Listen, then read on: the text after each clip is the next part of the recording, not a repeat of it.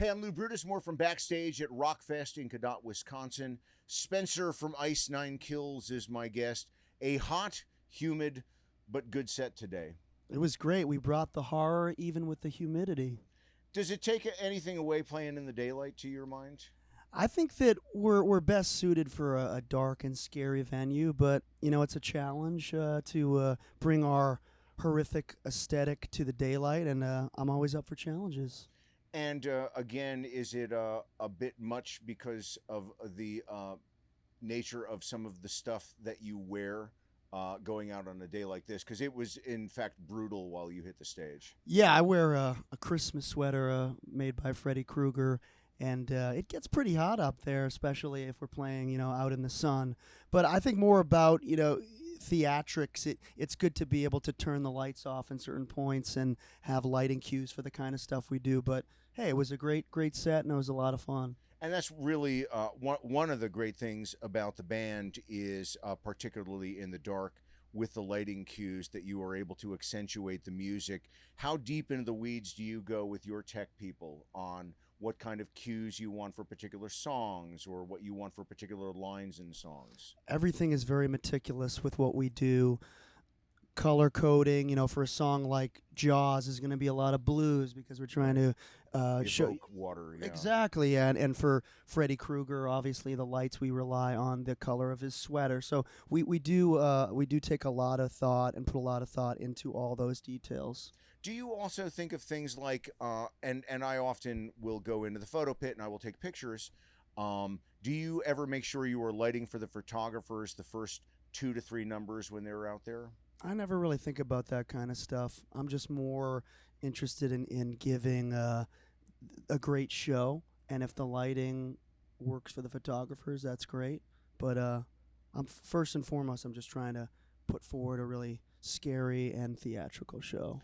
How long normally? And my photographer's going to kill me for saying that.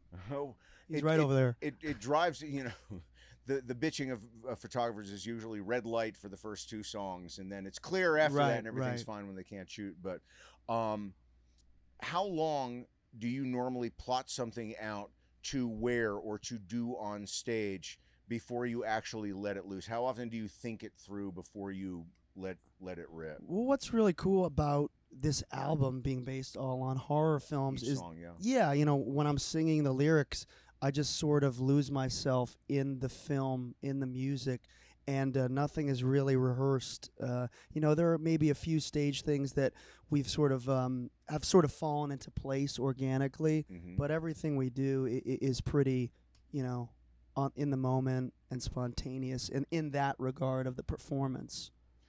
What was left out if there were maybe a couple of movies that you would have liked to drawn inspiration from for a song that you think, ooh, here's something we could do down the line, just didn't make the first cut? I think definitely Psycho, obviously sort of the grandfather of these movies. That was really one of the first movies that, you wouldn't call it a slasher, but it definitely set the stage for Black Christmas and Halloween that would follow in the 70s. One of my favorite horror films and just films in general is Scream. And I just watched it again a couple of weeks ago, first time in several years. Still holds up. It's a fantastic film, and we just sort of ran out of time, but that would be another one I would do. How I think I know the answer I'm going to get here, but I'm going to ask anyway. How deep do you go as sort of a cinema buff, looking at the history and looking at the development of films? Maybe Psycho from Hitchcock is a great example because it set so many trends back when it came out. How much do you know about that stuff? I feel fairly well versed in film, but my dad always said to me, he's interested in what he's interested in, he doesn't give a crap about anything else. So I kind of maybe don't have such a wide spectrum of knowledge on the entire film industry, but for the films that I like and the genres that I like, I'm pretty well versed. I've seen a lot of documentaries about the making of Psycho, and even there was a documentary about just the shower scene that came out a couple years ago. Yeah, and how they edited and what they used. It's chocolate syrup for the blood because it didn't look right. And the story of Psycho is fascinating, by the way. It really is. It's amazing, and there was a portion of the documentary where they talked about how Hitchcock was so insistent on getting the right knife sounds, so he brought in all these different fruits and meats and mic'd them so that they could get the perfect sound, and then lay them all together to get that. It's not a deep enough sound. I need something more. It's a pretty good impression right there. Yeah, it's okay. I used to be better. Give me some examples of some other films that are maybe non-horror that you would be sort of expert at. Do you go into sci-fi at all? Are you a Blade Runner kind of guy, or? I'm a big comedy guy. And horror to me always has sort of an undercurrent of comedy. Not everyone gets that because the movies are, inherently violent and could be sadistic. But, a movie like American Psycho, I think of that as a comedy. Yeah. Obviously, it's very violent, but it's absolutely hilarious. And I'm a weird guy. I'm the kind of guy that likes Weekend at Bernie's too. You're the one. I heard there was one guy. Oh, yeah. I was the one guy. We found him, yeah.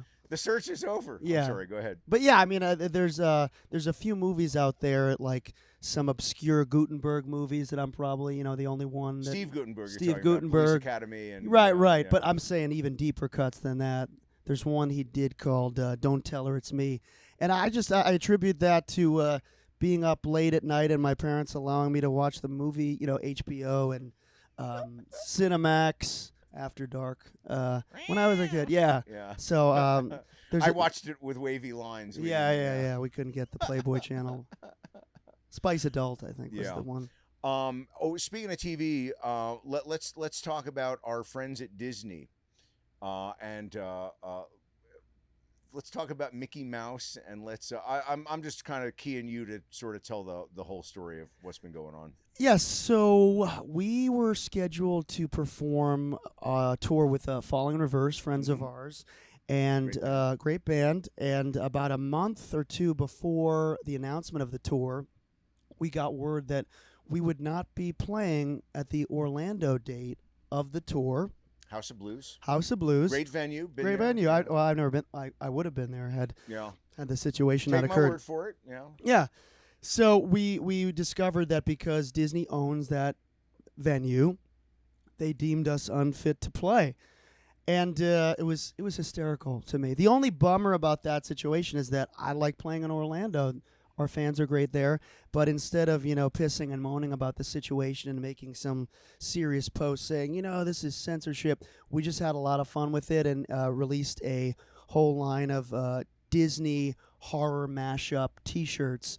And they flew off the shelves, and our fans really responded in a really sort of good-natured way. Yeah. And now we've got Mickey Mouse following us around on this tour, protesting the band. He comes on stage, and if you see him, you let me know because I need a few words with that guy. I would love that. Have you in fact yet copyrighted or some other legal way done anything with the term Mice 9 Kills? That's very funny that you mentioned that because Mice 9 Kills is a website that Mickey has started himself. He has his own Instagram. I don't know if it's the real Mickey. It all started with Minnie and I kind of had a thing. And then I heard that. And again, I would never bring up personal stuff like that. And we all know the Minnie stories. But, yeah. I mean, she gets around. Sure. We know that in the rock community. Yeah. Goes for the cheese. She does, yes. Yeah. In more ways than one. Swiss cheese. Plenty of holes. I like where you're going with that. Oh, God. Hit me when you want me to stop. Go ahead. So that story, to make a long story short, Disney found us to be too vile. Non-Disney-like? Non-Disney-like. And, we're not going to complain about it, but it was a blessing in disguise. There was a lot of publicity around the whole thing, and I think a lot of people actually found out about us. So thank you, Walt. R.I.P. There you go. Well, and you know what? All kidding aside, the best thing you can do in life is turn negatives into positives, and it sounds like you guys took your usual creativity and set it to the problem of what happened with the gig in Orlando, and you came with some cool shit out of it. So good on you. Thank you very much, and that's something that I kind of live by, trying to turn negative things into positives. That's the best thing in life that you can do, or one of them anyway. Yeah, for instance, we were scheduled to do a photo shoot at this really cool exhibit in LA called I Like Scary Movies, where they recreate the scenes. They said we could come in costume, but we couldn't bring any of our props and any of our makeup. So we're like, what are we going to do? And on the drive there, I was like, let's just pretend we're holding them. And then we had our great artist Mike Cortada draw in the axes and the chainsaws, and it turned out to be great. So that's my advice for life. Good stuff. A couple of last things. Are you like me? I love all sorts of films. Do you ever find yourself IMDbing things right in the middle of a film? Absolutely. Yeah. But what I try to do, I'll be watching a movie and I'll say, I know that guy from somewhere else, but I like to figure it out in my own head. I try and figure it out first. Yeah. I usually wait until after the film is done before I go back. So I spend a lot of time trying to figure it out on my own, and everyone else might like grab their phone. Oh, I'll figure it out. I was like, no, I don't want to know. I'll figure it out myself. Good. And usually it comes to me. Yeah. Yeah. Yeah. One last thing. Savages is a single for you now. A little background on the song and the inspiration to it. So Savages is about the Texas Chainsaw Massacre, obviously a monumental film in the horror world. Tobe Hooper, unfortunately, who directed it, passed away pretty recently, as well as Gunnar Hansen, who portrayed Leatherface for the first time. And what's so interesting about that film is, when people think of the Texas Chainsaw Massacre, they think brutality. And while the film is very visceral and disturbing, if you go back and watch, it's more of the implied violence that really gets you, know? And the dark cinematography to it. There's a beauty to a sort of a grotesque beauty, and there's another film sort of like that, but I'll let you finish first. Go ahead. But yeah, just going back and looking at the direction and how they edited the movie, the part where Leatherface puts the girl on the hook, people would swear that you see it go, the hook go through the girl, but you don't. It's just the implying of it and the camera angle and the use of creative sound effects. And, I definitely wanted to include that film on the album because it's such an important piece of horror history. And again, much like Hitchcock did with Psycho, you don't see much of the violence. You see the aftermath. You see what happens before it. But yeah, it's really a great piece of work. And one other film I'm going to throw at you, and if you've never seen it or you don't care for it, but it's a favorite of mine from way back in the day, the original version of The Hills Have Eyes. Which is Wes Craven. Yeah. Yes. A great film, and I even enjoyed the updating of it, which came out, I think, maybe in the early 5-6 years ago. Maybe, yeah, I mean, I'm more from the slasher world, but Wes Craven is one of my favorite directors, and I was lucky enough to meet him a few years back, and he signed my Ghostface mask. Honest to God. Nice enough fellow. I'm sure it was a brief meeting. But it was really funny because I've always wanted him to sign my Ghostface mask. Scream was an important film for me, and I followed him on Instagram, and I was in Boston at the time, and I saw that he was doing a book signing, and I looked at my watch and was like, oh man, the book signing started like 2 hours ago. I'm gonna miss it, and I was really upset, but I was like, I'm just going to go for it. Yeah. So I got in my car. I grabbed the mask. Yeah. Drove about 85 miles an hour to Boston. I was running red lights. I was maneuvering. Maybe I killed someone. I don't know. I pull up to the place. It was the Heinz Convention Center in Boston. And as I get in there, it's like that timing when the janitor's sweeping up. Everyone's gone. And I asked some guy, you look official. You had a clipboard. And I said, is Wes still here? He's like, no, Wes left. I'm walking away. Sad kid with my Ghostface mask. Someone radios into him. He's like, what? Wes is still here. He can see you right now. He takes me down, and I meet him, and he signed the mask, and I told him the whole story, and he thought it was really funny. So it was awesome a special moment. And by the way, whoever that man or woman was with the clipboard, thank you for doing the right thing. Really appreciate that. What an awesome story. Yeah, it was great. Good stuff. You're an interesting dude. I like talking music with you. I like talking films with you, and you have a great fucking band. Thank you, man. A phenomenal stage show. And I can't wait to see you again. I appreciate that. Awesome stuff. Einstein Kills, we are backstage at Rockfest in Cadott, Wisconsin. Thanks so much for hanging out with us.